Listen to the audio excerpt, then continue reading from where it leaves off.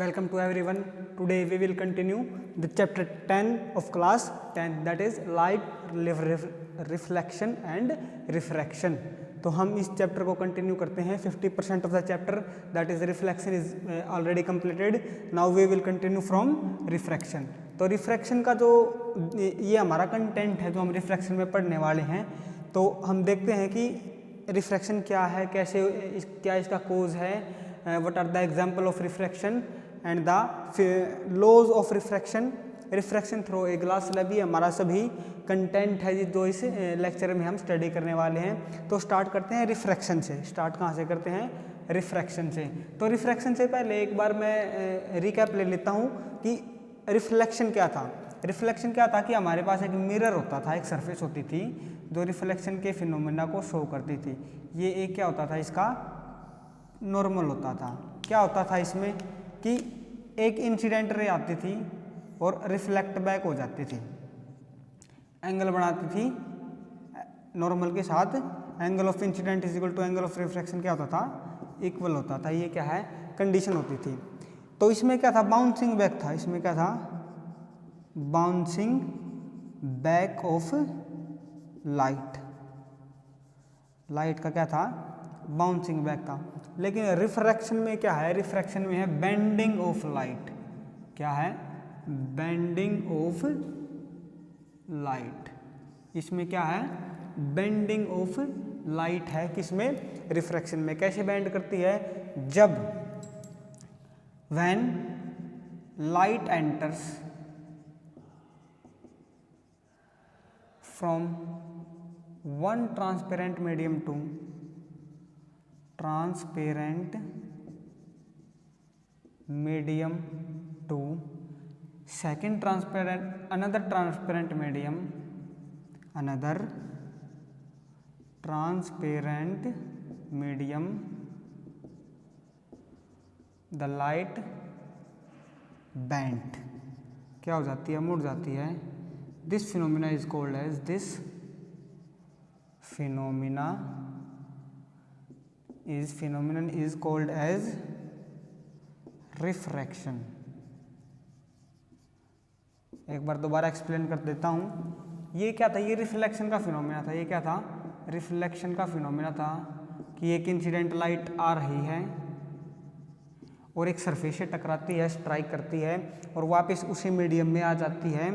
Bouncing back of light is called reflection. This is the reflection. लेकिन जो refraction है वो क्या है? वो बेंडिंग है. वो क्या है? Bending of light. बेंड कर जाना किसी भी लाइट का. जैसे हमें पता है कि लाइन एक स्ट्रेट लाइन में पाथ ट्रेवल करती है, लेकिन अगर इसका पाथ क्या है? बेंड कर जाए किसी रीजन से, उसको हम क्या बोलते हैं? रिफ्रैक्शन. और ये बेंड क्यों करेगी? जब एक मीडियम से दूसरे मीडियम में ट्रेवल करेगी तो ये क्या हो जाएगी? बेंड कर जाएगी. कैसे करती है अभी देखते हैं.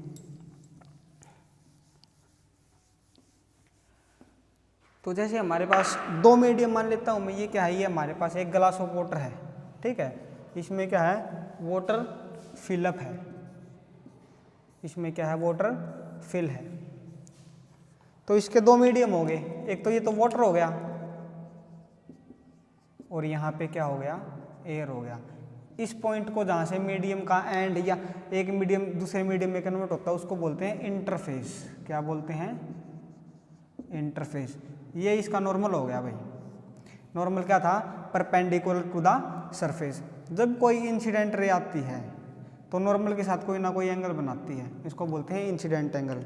अब अगर लाइट क्या करती है? स्ट्रेट लाइन में पास करती है. उसको क्या करना था? उसको इस डायरेक्शन में निकल जाना था, लेकिन वो ऐसा नहीं करती और वो क्या है? बेंड हो जाती है. वो क्या है? बेंड हो जाती है. ये एंगल ऑफ रिफ्रैक्शन. तो इसी को हम क्या बोलते हैं? रिफ्रैक्शन. अब ये बैंड क्यों होती है? This is the main thing. ये बैंड क्यों होती है? क्योंकि ये हमारे पास यहाँ पे दो मीडियम है, एक तो एयर है और एक वाटर है. अब एयर में और वाटर में जो लाइट की वेलोसिटी होगी या स्पीड ऑफ लाइट होगी वो क्या है? डिफरेंट होती है. एयर में अलग होती है और वाटर में अलग होती है. इसीलिए ये बैंड के फिनोमेना को शो करती है. तो cause of reflection, cause of refraction क्या हो जाएगा? कोज क्या हो जाएगा रिफ्रैक्शन का? कोज ऑफ रिफ्रैक्शन. रिफ्रैक्शन का क्यों कोज क्या हो जाएगा, change in speed of light, change in speed of light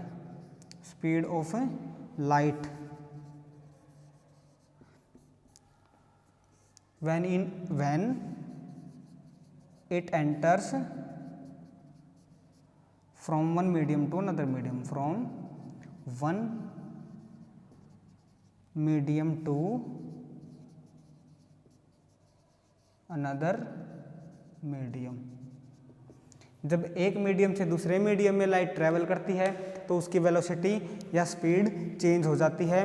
this is the main cause of refraction, यही रिफ्रैक्शन का कारण है, यही रिफ्रैक्शन का कारण है। एक बार डेफिनेशन दोबारा एक्सप्लेन कर देता हूँ। बेंडिंग ऑफ लाइट है, ये क्या है, बेंडिंग ऑफ लाइट है। When light enter from one transparent medium to another transparent medium it bends, this is called refraction of light. यहाँ पे मैंने एग्जांपल से समझाया है कि ये ग्लास ऑफ वाटर है, यहाँ पे वाटर फिल है, ऊपर एयर है। इंसिडेंट रे कैसे आएगी, ऐसे आएगी, एंगल किसके साथ बनाएगी, नॉर्मल के साथ। तो ओरिजिनली उसको क्या है, स्ट्रेट लाइन में ट्रैवल करना था, लेकिन जब वो इस पॉइंट से वाटर में ट्रैवल करती है, वाटर में एंटर करती है तो बैंड हो जाती है टुवार्ड्स नॉर्मल। ये कैसे, अवे फ्रॉम द नॉर्मल और टुवार्ड्स द नॉर्मल, ये क्या है, रूल्स हैं। ये क्या है, रूल्स ऑफ रिफ्रैक्शन है। जब रूल्स आएंगे तो उसके बारे में हम स्टडी करेंगे कि ये क्या होता है। अब हमारा रिफ्रैक्शन कंप्लीट हो चुका है, कोज ऑफ रिफ्रैक्शन कंप्लीट हो चुका है। कोज क्या है, change in speed of light when it enter from one medium to another medium. जब एक मीडियम से दूसरे मीडियम में ट्रैवल करती है तो उसकी वेलोसिटी चेंज हो जाती है, उसकी वेलोसिटी चेंज हो जाती है। याद रखने की बात क्या है कि मैक्सिमम स्पीड ऑफ लाइट है ना, जो मैक्सिमम स्पीड ऑफ लाइट वो कितनी है, 3 × 10⁸ मीटर पर सेकेंड। ये किस में होती है, ये एयर एंड वैक्यूम, ये एयर और वैक्यूम में होती है। इससे ज़्यादा नहीं हो सकती स्पीड ऑफ लाइट, हमेशा इससे कम ही होगी अगर वो किसी मीडियम में ट्रैवल करेगी तो। नहीं तो अगर एयर या वैक्यूम में है तो 3 × 10⁸ मीटर पर second is the speed of light in air. तो यहाँ तक कंप्लीट हो गया। उसके बाद देखते हैं कि एग्जाम्पल, जो हम डेली लाइफ में रिफ्रैक्शन के एग्जाम्पल देखते हैं, मैं उसको एक्सप्लेन करने जा रहा हूँ कि हम कहाँ पे रिफ्रैक्शन को डेली लाइफ में ऑब्जर्व कर सकते हैं, डेली लाइफ में ऑब्जर्व कर सकते हैं। तो द फर्स्ट थिंग इज कि जो स्विमिंग पूल होता है, जो हमारा स्विमिंग पूल होता है वो कैसे होता है, this is the swimming pool, ठीक है। और ये फिल है किससे, वाटर से।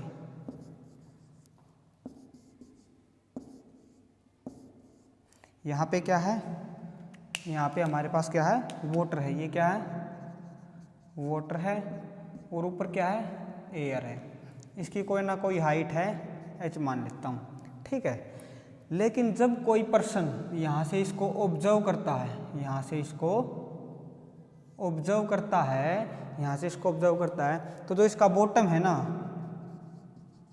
वो यहाँ पे ना दिख के इसको कहाँ पे ऑब्जर्व होता है, थोड़ी सी हाइट पे ऑब्जर्व होता है, थोड़ी सी हाइट पे ऑब्जर्व होता है। क्यों, क्योंकि जब लाइट एंटर करती है तो वो सीधी ना जाके, ओरिजिनल तो ऐसे होनी चाहिए थी, लेकिन वो क्या हो जाती है, बैंड हो जाती है। वो क्या हो जाती है, बैंड हो जाती है। और इसी के कारण हमें जो बॉटम है स्विमिंग पूल का वो थोड़ा हाइट पे दिखाई देता है। किसके कारण दिखाई देता है, रिफ्रैक्शन के कारण दिखाई देता है ना। अदर एग्जाम्पल इज, जब एक लेमन, ये हम घर पे भी कर सकते हैं, एक ग्लास ऑफ वाटर लेना है जो पानी से भरा हुआ हो, एक ग्लास लेना है जो पानी से क्या है, भरा हुआ है, ठीक है भाई। यहाँ पे क्या हो जाएगा, वाटर, ये क्या हो जाएगा, एयर। दो मीडियम हो गए, इसमें हमने लेमन लेना है। क्या लेना है, लेमन। जब हम इसको यहाँ से ऑब्जर्व करते हैं, जब हम इसको यहाँ से ऑब्जर्व करते हैं तो इसका जो साइज है ना वो ज़्यादा लगता है, साइज इंक्रीज कर जाता है। साइज क्या कर जाता है, ओरिजिनल साइज से इंक्रीज कर जाता है। क्यों कर जाता है, रिफ्रैक्शन के कारण। क्यों, रिफ्रैक्शन के कारण। एक और एग्जांपल, एक्सपेरिमेंट हम घर पे देख सकते हैं। ये अनदर ग्लास ऑफ वाटर है, इसमें पानी भरा हुआ है, यहाँ पे क्या है एयर, ये क्या है वाटर। अब हमें क्या करना है, इसमें पेन या पेंसिल को क्या कर देना है, डुबो देना है। पेन या पेंसिल को क्या कर देना है, डुबो देना है, डिप कर देना है, और फिर इसको ऑब्जर्व करना है, और फिर इसको क्या करना है, ऑब्जर्व करना है। जब हम इसको ऑब्जर्व करते हैं तो जो पेंसिल है वो हमें टूटी हुई दिखाई देती है। कैसी दिखाई देती है, टूटी हुई दिखाई देती है या मुड़ी हुई दिखाई देती है। वो किसके कारण होता है, वो रिफ्रैक्शन के कारण होता है। ये जो हम डेली लाइफ में रिफ्रैक्शन के जो एग्जाम्पल हैं उनको हम देख सकते हैं। उसके बाद यहाँ पे एक मेन थिंग है, नेसेसरी थिंग है, क्या कि हमारे पास दो मीडियम होने चाहिए। हमारे पास क्या है, मीडियम दो होने चाहिए।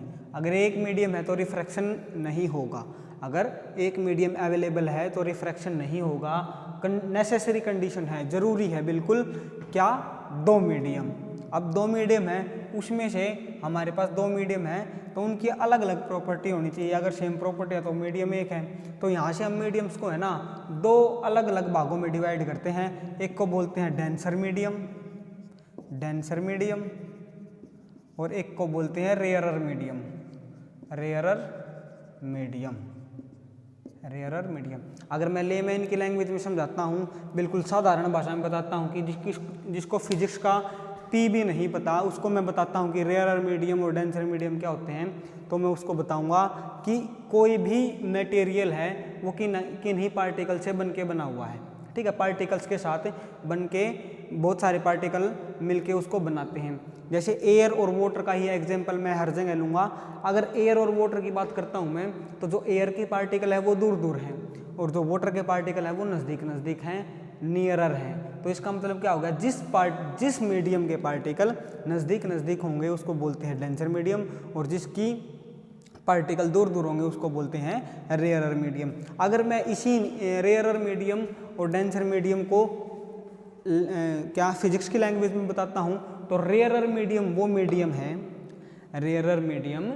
मीडियम है जिस मीडियम में स्पीड ऑफ लाइट ज़्यादा होती है, और डेंसर मीडियम वो है जिस मीडियम में स्पीड ऑफ लाइट कम होती है, उसको हम क्या बोलते हैं, डेंसर मीडियम। अब लाइट कंडीशन केवल दो ही हो सकती हैं, या तो लाइट एंटर रेयरर से डेंसर में करेगी, दूसरी कंडीशन क्या हो सकती है, वो डेंसर से रेयरर में करेगी। तो वो लाइन है जो रे ऑफ लाइट है वो क्या हो जाती है, बैंड हो जाती है। तो वो बैंड किस प्रकार होती है, इसीलिए मैंने जो ये टॉपिक है इसको इंट्रोड्यूस किया है पहले ही, कि लाइट है जो वो राइट साइड में बैंड होगी, मतलब अवे फ्रॉम द नॉर्मल जाएगी या टुवार्ड्स द नॉर्मल जाएगी। उसको हम स्टडी करते हैं on the basis of denser medium and rarer medium. The next topic is rarer medium and denser medium. इसका इंट्रोडक्शन मैं पहले ही दे चुका हूँ कि रेयरर मीडियम क्या होता है और डेंसर मीडियम क्या होता है।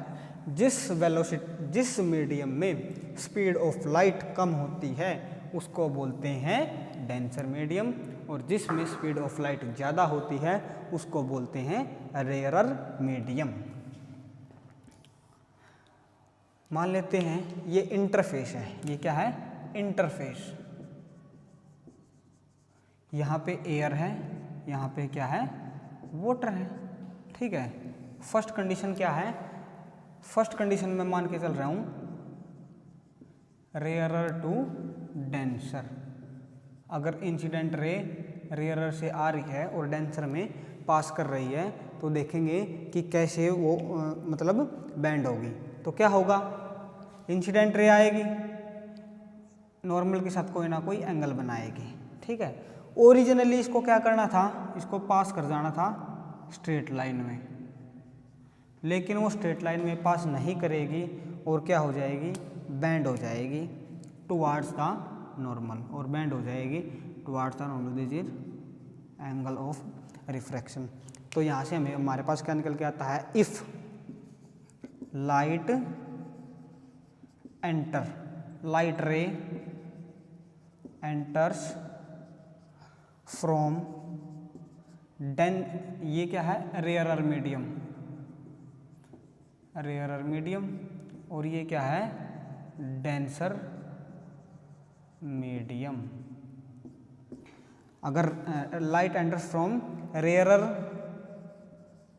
टू डेंसर, अगर रेयरर से डेंसर में जाएगी तो क्या हो जाएगी, bend, bends towards the normal, towards the normal, normal की तरफ मुड़ जाएगी। एक बार दोबारा एग्जांपल एक्सप्लेन कर देता हूँ। अगर इंसिडेंट रे रेयरर मीडियम से डेंसर मीडियम में जाएगी तो क्या हो जाएगी, नॉर्मल की तरफ मुड़ जाएगी, रेयरर टू डेंसर। अगर मैं इसका अपोजिट कर देता हूँ, अगर मैं इसका अपोजिट कर देता हूँ, अपोजिट कर दो भाई, कैसे करना है, डेंसर टू रेयरर, कैसे करना है, डेंसर टू रेयरर, तो क्या इफेक्ट होगा, सेम इसका अपोजिट इफेक्ट होगा, डेंसर टू रेयरर, क्या होगा, इंटरफेस, इंटरफेस वो पॉइंट होता है जहाँ पे एक मीडियम खत्म होता है और दूसरा मीडियम स्टार्ट हो जाता है। तो यहाँ पे अब की बार ऊपर वाटर है भाई, नीचे क्या है, एयर है, ठीक है। इंसिडेंट रे आई भाई, ये क्या है, इंसिडेंट एंगल बनाया, ठीक है। इसको ओरिजिनली क्या करना था, स्ट्रेट लाइन में क्या करना था, ट्रैवल करना था, इसको क्या करना था, ओरिजिनली स्ट्रेट लाइन में ट्रैवल, लेकिन ये स्ट्रेट लाइन में ट्रैवल नहीं करती और क्या हो जाती है, बैंड हो जाती है। और वो कैसे हो जाती है, अवे फ्रॉम द नॉर्मल, क्या हो जाती है, away from the normal, away from the normal, away from the normal. तो यहाँ से डेफिनेशन क्या बनती है, if light ray enters from denser medium to, from denser medium to rarer medium, it bends, यह मुड़ जाती है away from the normal, away from the normal, normal से दूर हट जाती है, नॉर्मल से दूर हट जाती है। This is the phenomena of denser medium and rarer medium. यहाँ तक हमने हमारे जो फर्स्ट दो टॉपिक्स हैं, this is completed, refraction, cause of refraction and example of refraction. उसके बाद क्या है, मीडियम मैंने एक्सप्लेन कर दिए, optically denser medium, optically rarer medium, light rays optic मतलब डेंसर से रेयरर में जाएगी तो क्या होगा, अगर रेयरर से डेंसर में जाएगी तो क्या होगा, ये सभी एक्सप्लेन कर दिया। उसके बाद है लॉज ऑफ रिफ्रैक्शन। अब हम जानेंगे कि लॉज ऑफ रिफ्रैक्शन क्या है।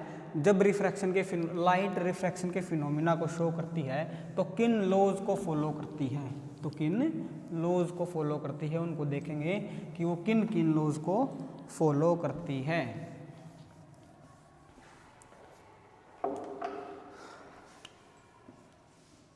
लॉज ऑफ रिफ्रैक्शन क्या है, रिफ्रैक्शन में हमारे पास तीन चीज है, एक तो इंसिडेंट रे है, दूसरा क्या है, रिफ्रैक्टेड रे है, रिफ्रैक्टेड रे, और एक इंटरफेस है, and interface, and normal to the interface, and normal to the interface. हमारे पास ये तीन चीज़ है ना, एग्जाम्पल में डायग्राम में दिखा देता हूँ। ये क्या है, इंटरफेस, ये एयर, ये वाटर, ये नॉर्मल, ये इंसिडेंट रे, ये ओरिजिनल जानी थी, ये क्या होगी, मुड़ गई, आई आर, ठीक है। तो ये जो तीनों चीज़ होंगी ना, incident ray, refracted ray and normal to the interface, all lie in a same plane, all lies in same plane, ये एक ही प्लेन में एग्जिस्ट करते हैं, सेम प्लेन में एग्जिस्ट करते हैं। This is the first rule. Second rule क्या कहता है, सेकंड रूल क्या कहता है, सेकंड रूल है स्नेल्स लॉ, उसको हम दूसरे नाम से जानते हैं स्नेल्स लॉ। स्नेल्स एक साइंटिस्ट थे जिन्होंने लाइट के बारे में स्टडी किया था और एक थ्योरी बताई थी, क्या नाम है, स्नेल्स लॉ। स्नेल्स लॉ क्या कहता है, सेम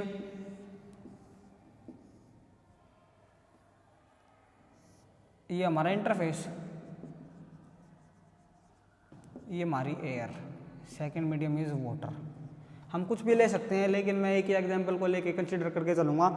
यहाँ पे हम ग्लास भी ले सकते हैं, अदर कोई भी मीडियम ले सकते हैं। यहाँ पे क्या होगा, आई हो गया इंसिडेंट एंगल, ऐसे जाना था लेकिन कैसे गई, ऐसे गई, ठीक है।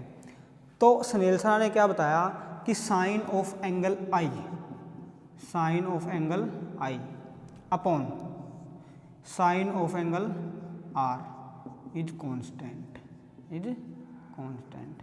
अब ये साइन क्या है, साइन है ट्रिग्नोमेट्रिक फंक्शन है, ये क्या है, ट्रिग्नोमेट्रिक फंक्शन है, ट्रिग्नोमेट्रिक फंक्शन है ये। इसको हम मैथमेटिक्स में पढ़ेंगे, इसको हम किस में पढ़ेंगे, मैथमेटिक्स चैप्टर 10 क्लास, चैप्टर शायद 8th है, चैप्टर 8 एंड क्लास 10th, उसमें हम क्या ट्रिग्नोमेट्री के बारे में जानेंगे कि साइन थीटा और कोस थीटा क्या होते हैं। अभी के लिए इतना ही है कि इस एंगल, ये एंगल कितना भी हो सकता है, 1 डिग्री, 2 डिग्री, 50 डिग्री, 60 डिग्री, ठीक है। यहाँ पे मान लेते हैं ये 50 डिग्री है, मान लेते हैं ये क्या है, 50 डिग्री है, ठीक है। और जब ये कैलकुलेट हो, और ये कितना है, मान लेते हैं 30 डिग्री है, एग्जाम्पल के लिए एज्यूम कर रहा हूँ। तो क्या हो जाएगा, sine of 50 upon sine of 30 is equal to कुछ समथिंग आएगा, कांस्टेंट होगा वो कांस्टेंट होगा। अभी कांस्टेंट का मतलब क्या है, अब इस कांस्टेंट का मतलब क्या है, यहाँ पे मान लेते हैं कोई वैल्यू x निकल के आ जाती है, यहाँ पे मान लेता हूँ कोई वैल्यू x निकल के आ जाती है, क्योंकि मैथमेटिक्स है, कैलकुलेशन है, ठीक है। अब मैंने इस एंगल को क्या कर दिया, चेंज कर दिया। अब इस एंगल को मैंने, देखो कंडीशन क्या है कि ये जो पेयर है ये चेंज नहीं करना, हमेशा एयर और वाटर ही होना चाहिए, पेयर चेंज नहीं करना है। अब इस मैंने 50 को चेंज कर दिया, मैंने कुछ भी लिख दिया XYZ, मैं मान लेता हूँ A डिग्री, ठीक है, A डिग्री, और ये एंगल बदल के कितना हो जाता है, B डिग्री, ये एंगल बदल के कितना हो जाता है, B डिग्री। तो रूल क्या कहता है, स्नेल्स लॉ क्या कहता है कि sine of A upon sine of B is equal to कितना होगा, कांस्टेंट होगा, दैट इज उसकी वैल्यू हमेशा x ही आएगी अगर पेयर को चेंज नहीं किया है, ठीक है। एक पेयर के लिए ये वैल्यू कांस्टेंट होगी, मैं इंसिडेंट एंगल कुछ भी बदल के देख लूँ उससे डिपेंड नहीं करता, लेकिन ये हमेशा x ही आएगा। ये किसने बताया था, स्नेल्स लॉ, ये किसने बताया था, स्नेल्स लॉ। अब साइन थीटा कोस थीटा क्या होते हैं, साइन एंगल, ये ट्रिग्नोमेट्रिक फंक्शन है और हर किसी एंगल की वैल्यू होती है हमारे पास और वो कांस्टेंट होती है। मान लेते हैं जैसे साइन 90 की वैल्यू हम 1 कंसीडर करते हैं, ऐसे ही साइन 0 की वैल्यू 0 होती है, ऐसे ही सभी एंगल्स के हमारे पास वैल्यूज होती है ट्रिग्नोमेट्रिक फंक्शंस में। तो क्या बताया, sine I upon sine R is equal to constant, this is the second rule of refraction, second law of refraction. उसके बाद 2 छोटे छोटे और रूल हैं जो मैं पहले ही एक्सप्लेन कर चुका हूँ। वो क्या कहते हैं, वो क्या कहते हैं कि अगर रेयरर से डेंसर में जाएगी और डेंसर से रेयरर में जाएगी तो क्या होगा, वो भी लिख देते हैं। If light rays coming from rarer medium to denser medium, it bends towards the normal, वो नॉर्मल की तरफ झुक जाएगी, वो नॉर्मल की तरफ क्या हो जाएगी, झुक जाएगी। This is the third. और अगर फोर्थ की बात करता हूँ मैं, फोर्थ यहाँ पे लिख देता हूँ, तो फोर्थ क्या होगा, इसका अपोजिट होगा, if denser to rarer, if denser to rarer bends away from the normal, bend away from the normal, bends away from the normal. सभी लॉज को एक बार दोबारा एक्सप्लेन कर देता हूँ। Incident ray, that is this is the incident ray, refracted ray and normal to the interface all lies in same plane. Second rule is Snell's law, that is sin of I upon sin of r is equal to constant. And the third one is if rare medium से denser medium में जाएगी तो light bend हो जाएगी towards the normal, अगर denser medium से rare में जाएगी तो क्या हो जाएगी, अवे फ्रॉम द नॉर्मल, क्या हो जाएगी, away from the normal. This is the laws of refraction, rule of refraction. अब देखते हैं refraction through a glass slab. ये हमारा एक्सपेरिमेंटल पोर्शन भी है, प्रैक्टिकल पोर्शन भी है, और ये एक इम्पोर्टेंट टॉपिक है. तो हमने लॉज ऑफ रिफ्रैक्शन को क्या कर लिया है, स्टडी कर लिया है. उसके बाद देखते हैं next topic is refraction through a glass slab. Refraction through a glass slab. अब एक ग्लास स्लैब लेंगे और उसमें देखेंगे कि रिफ्रैक्शन के फिनोमिना को कैसे शो करता है ग्लास स्लैब. ग्लास क्या है, एक अनदर मीडियम है, एंड फर्स्ट मीडियम हम कंसीडर करेंगे एयर को. देखते हैं कैसे करेंगे. सभी लॉज को रूल फॉलो करते हुए उसको हम स्टडी करेंगे. ये क्या है, हमारा एक ग्लास है, ये हमारी एक ग्लास स्लैब है. ये किसकी है, ग्लास स्लैब.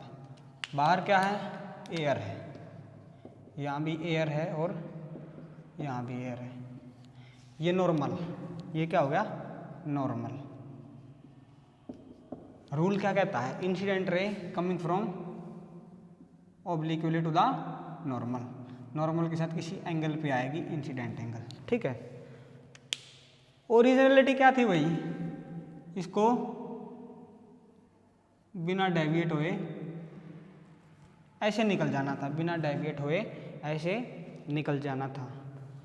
एक मिनट, इसको हम रेड ब्लैक पेन से ही बनाते हैं क्योंकि ये ओरिजिनल है. इसको कैसे, ऐसे बिना डेविएट हुए निकल जाना था क्योंकि light travel in a straight path. लेकिन इस पॉइंट पे क्या हो जाता है, मीडियम चेंज हो जाता है, और क्या है, एयर ग्लास, रेयरर डेंसर. क्या होगा, टुवार्ड्स द नॉर्मल. क्या होगा, टुवार्ड्स द नॉर्मल. इस पॉइंट ए से बी तक मीडियम चेंज नहीं हो रहा तो ये एक स्ट्रेट लाइन की तरह ही स्ट्रेट लाइन में ट्रैवल करेगी. This is the refracted angle, this is the refracted angle. अब हमारे पास क्या है, यहाँ भी नॉर्मल है, यहाँ भी एक क्या है, नॉर्मल है. एंगल बनाएगी, इसको मैं I1 लिख लेता हूँ क्योंकि I मैंने ऊपर यूज़ कर लिया. रूल क्या था, ये पास हो जाएगी ऐसे. ठीक है. लेकिन क्या हो गया, glass denser to rarer, away from the normal. क्या हो जाएगी,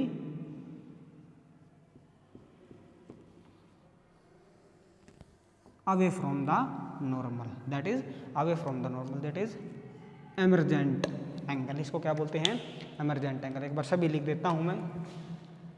incident angle, incident angle, incident ray. ठीक है.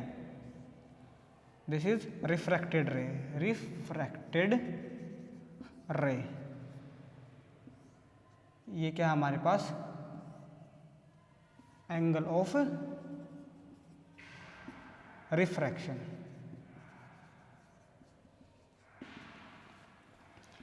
ये सेकंड इंसिडेंट एंगल.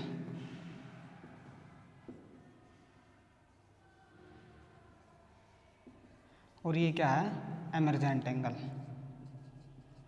एमर्जेंट का मतलब होता है बाहर निकलना, और इसको बोलते हैं एमर्जेंट रे. इसको क्या बोलते हैं, एमर्जेंट रे. ठीक हो गया भाई. तो यहाँ से क्या हमारे पास निकल के आता है कि जो ओरिजिनल लाइन थी, original incident ray, original incident ray. ठीक है. और एमर्जेंट ये है, ये दोनों क्या हो जाती है, ये दोनों पैरेलल हो जाती हैं. ये दोनों क्या हो जाती हैं, पैरेलल. ये दोनों क्या हो जाती हैं, पैरेलल हो जाती हैं, ये दोनों क्या हो जाती है, पैरेलल हो जाती है एक डिस्टेंस d से, एक डिस्टेंस d से। इस डिस्टेंस d को हम क्या बोलते हैं, लेटरल डिस्प्लेसमेंट। क्या बोलते हैं, lateral displacement. This is the phenomena of refraction through a glass slab. Refraction through a glass slab. एक बार दोबारा एक्सप्लेन कर देता हूँ पूरे कंसेप्ट को कि क्या है। ये हमारे पास ग्लास स्लैब है। Glass, this is the denser medium and the air is a rarer medium. This is the normal to the interface and the second normal to the interface. Incident ray obliquely coming from the air to glass, this is the interface point। यहाँ पे क्या होता है, original line यहाँ पे ऐसे निकल जानी थी, लेकिन क्या होता है, मीडियम का चेंज होता है। हमें थर्ड रूल याद आया कि अगर एयर से डेंसर, रेयरर से डेंसर में जाएगी तो टुवार्ड्स द नॉर्मल बैंड हो जाएगी। हमने टुवार्ड्स द नॉर्मल क्या कर दिया, बैंड कर दिया। अब यहाँ ए पॉइंट से बी पॉइंट तक ग्लास है तो इसकी वेलोसिटी में कोई चेंज नहीं आएगा और एक स्ट्रेट लाइन में क्या करेगी, ट्रैवल करेगी। Now this is the another normal, और यहाँ पे ये इंसिडेंट रे की तरह काम करेगी, ये रिफ्रैक्टेड रे। ठीक है, अब इसको क्या होना था, स्ट्रेट लाइन में निकल जाना था, लेकिन रेयर डेंसर से रेयरर मीडियम में जाती है तो क्या हो गया, अवे फ्रॉम द नॉर्मल हो गया। And this is the emergent angle, और इसको हम क्या बोलते हैं, एमरजेंट रे।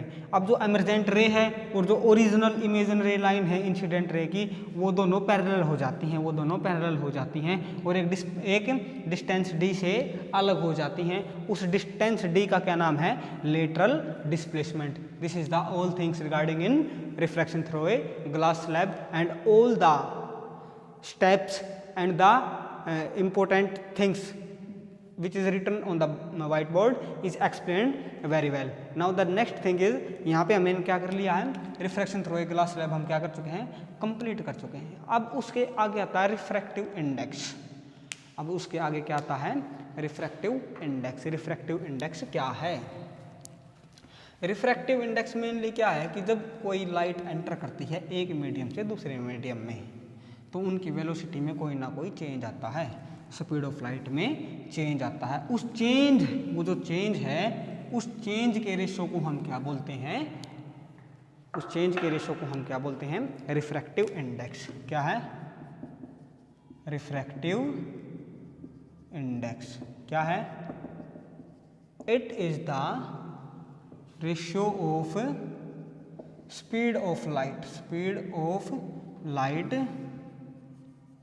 Of medium 1 to medium 2 is called refractive index, is called refractive index. It is denoted as eta। ये इसका नाम क्या है भाई, ईटा। एन नहीं है ये एक लैटिन वर्ड है जिसका नाम है eta. And refractive index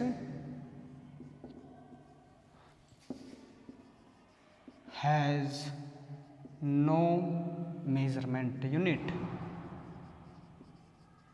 no measurement unit. तो मैथमेटिकली इसको कैसे लिखेंगे, this is eta, speed of light, speed of light in medium 1 to the speed of light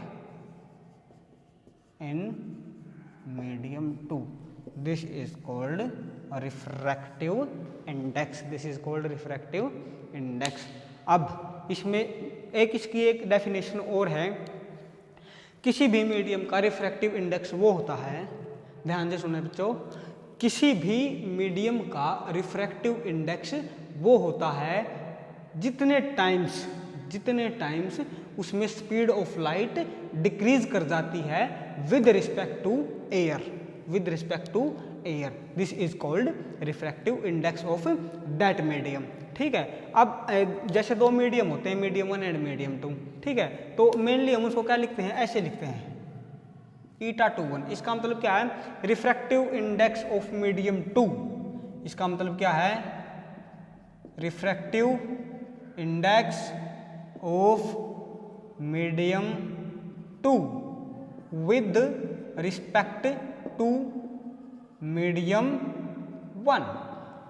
medium 2 का refractive index with respect to medium 1 ये है, तो मैं उसको लिखूंगा velocity in medium 1 to the velocity in medium 2, velocity in medium 1 to the velocity of medium 2। अब इसका दूसरा पोर्शन क्या है, ये है, सेम ऐसे ही हो जाएगा, velocity of 2 upon velocity of 1। ठीक है भाई, तो this is the first equation and this is the second. यहाँ से हमारे पास एक बात समझ में आती है इक्वेशन फर्स्ट एंड सेकंड से, जो refractive index of 1 with respect to 2 is always reciprocal to the refractive index of 2 with respect to 1. This is most important। ये एक इम्पोर्टेंट रिलेशन है कि अगर दो मीडियम है तो उनका जो रेसिप्रोकल होगा वो इक्वल होगा। ठीक है, यहाँ से एक रिलेशन और मैं कैलकुलेट कर सकता हूँ, refractive index of 1 multiply by refractive index of 2 with respect to 1 is always 1। ठीक है, ये क्या होगा, 1 होगा। इसको हम क्या बोलते हैं, रिफ्रैक्टिव इंडेक्स, उसको हम क्या बोलते हैं, रिफ्रैक्टिव इंडेक्स। एक बार दोबारा एक्सप्लेन कर देता हूँ, रिफ्रैक्टिव इंडेक्स क्या है, this is the ratio of speed of light from medium 1 to medium 2 is called refractive index, is called refractive index. It has no SI unit, CGS unit भी नहीं होती, and it is denoted by eta. ये N नहीं है, मैं दोबारा बता रहा हूँ, ये क्या है, ईटा है, और इसकी कोई यूनिट नहीं होती। And when we calculate the refractive index of medium, any medium with respect to any medium, that is with respect to 1, that is अगर मैं इसका रिफ्रैक्टिव, दो मीडियम है मेरे पास और उनका refractive index with respect to निकालता हूँ, तो देखो अगर 2 1 है ना तो 1 2 करना है। ठीक है, 1 2 है तो 2 1 करना है। याद रखने वाली बात ये है, ये हमारे पास न्यूमेरिकल प्रॉब्लम में बहुत हेल्प करेंगे ये 3 फॉर्मूलेज। ठीक है, उसके बाद आता हूँ मैं किस पे, रिफ्रैक्टिव इंडेक्स हमारा कंप्लीट हो चुका है भाई। उसके बाद आता हूँ एब्सोल्यूट रिफ्रैक्टिव इंडेक्स, उसके बाद किस पे आता हूँ, एब्सोल्यूट रिफ्रैक्टिव इंडेक्स। अब एब्सोल्यूट रिफ्रैक्टिव इंडेक्स का मतलब क्या होता है, अब रिफ्रैक्टिव इंडेक्स के सामने एक नया वर्ड जुड़ चुका है जिसका नाम है एब्सोल्यूट। एब्सोल्यूट का मतलब होता है प्योर, जिसमें कोई भी कमी नहीं है, उसको बोलते हैं एब्सोल्यूट। तो एब्सोल्यूट का मतलब है, देखो यहाँ तक एक बात तो क्लियर हो चुकी है कि रिफ्रैक्शन के फिनोमिना को शो करने के लिए हमारे पास 2 मीडियम चाहिए, मीडियम 1 एंड मीडियम 2। वो मीडियम कुछ भी हो सकता है, ये मैटर नहीं करता। लेकिन अब एब्सोल्यूट रिफ्रैक्टिव इंडेक्स की बात कर रहा हूँ, तो यहाँ पे मेरे को एक मीडियम को मैंने फिक्स कर दिया कि एक मीडियम तो यही होगा और कुछ भी हो, एक मीडियम तो मेरे पास यही होगा और कुछ भी हो। Absolute refractive index, absolute refractive index को क्या बोलते हैं, when one medium is always air और वैक्यूम। फिक्स कर दिया भाई, इसको क्या कर दिया, फिक्स कर दिया। And second medium is anything, second medium कुछ भी हो सकता है, डिपेंड नहीं करता, कुछ भी हो सकता है, उसको बोलते हैं। और जब हम इनके बीच की वेलोसिटी का रेशियो निकालते हैं तो उसको क्या बोलते हैं, refractive index, denoted by same eta C upon V. ठीक है, सी बताने की जरूरत नहीं है, क्या है, speed of light, speed of light, V speed of light in that medium. जिस मीडियम का हम यूज कर रहे हैं उस मीडियम में स्पीड ऑफ लाइट कितनी है, सी का मतलब है speed of light in air, in air. This is the absolute refractive index, absolute refractive index. जैसे मान लेते हैं डायमंड, वाटर की बात करके चलता हूँ, एयर की बात करके चलता हूँ, वैक्यूम की बात, दो क्या ले लिया मैंने, 2 मीडियम ले लिए, एयर और वैक्यूम, एयर एंड वैक्यूम। ठीक है, एयर एंड वैक्यूम, दोनों में स्पीड ऑफ लाइट सेम होती है, रिफ्रैक्टिव इंडेक्स निकाल लो।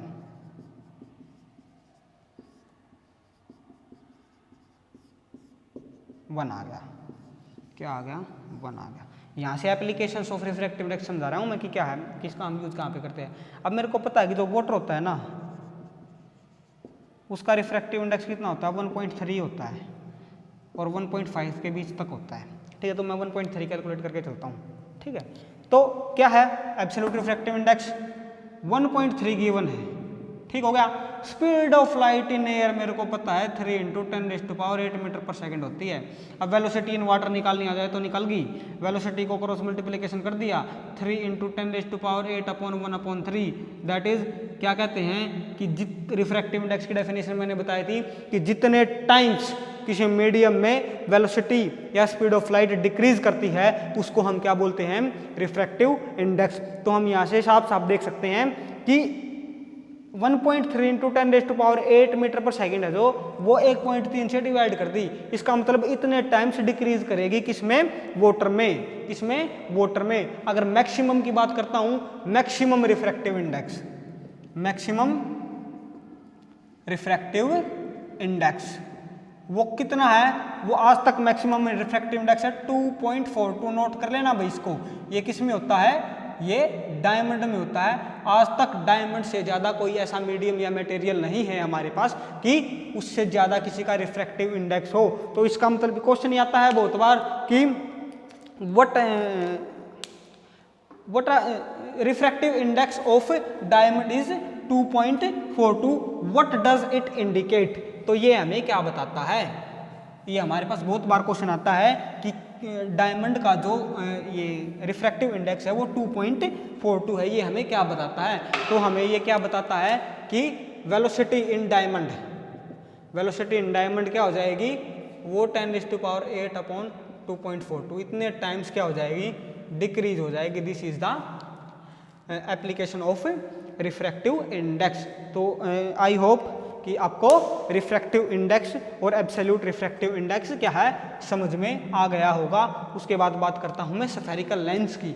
जैसे रिफ्लेक्शन के फिनोमिना को मैंने स्टडी करने के लिए रिफ्लेक्शन के फिनोमिना को स्टडी करने के लिए मैंने मिरर का यूज़ किया था, ऐसे ही मैं एक मटेरियल का यूज़ करता हूं रिफ्रैक्शन के फिनोमिना को शो करने के लिए, और उसका नाम है लेंस। उसका नाम क्या है? लेंस। तो बोलते हैं स्फेरिकल लेंस। स्फेरिकल लेंस क्या बोलते हैं? व्हेन